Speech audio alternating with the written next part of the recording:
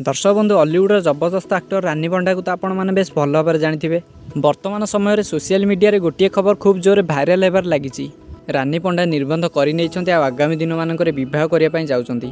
तो फ्रेंड्स यही सब विषय संपूर्ण तथ्य जानापी हेल्ले भिडियोटी शेष पर्यंत देखूँ।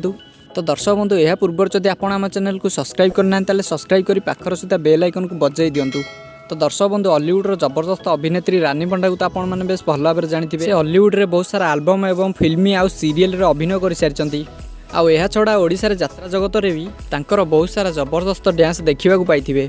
वर्तमान समय रे रानी पंडा को निर्बंध हो जाइछि बोली सोशल मीडिया रे भाइराल होबार लागिछि। किंतु दर्शक बंधु प्रकृत घटनाटी होछि रानी पंडा गोटे नुआ ओडिया गीतर शूटिंग रे व्यस्त अछंती जो आपण मैंने गोटे रोमांटिक क्यारेक्टर अभिनय कर देखा पाइबे। तेबे दर्शक बंधु रानी पंडा बहुत सारा सीरियल एवं सिनेमार अभिनय करी दर्शक मानकठु बेस अधिक लोकप्रियता हासिल कर पारिछंती।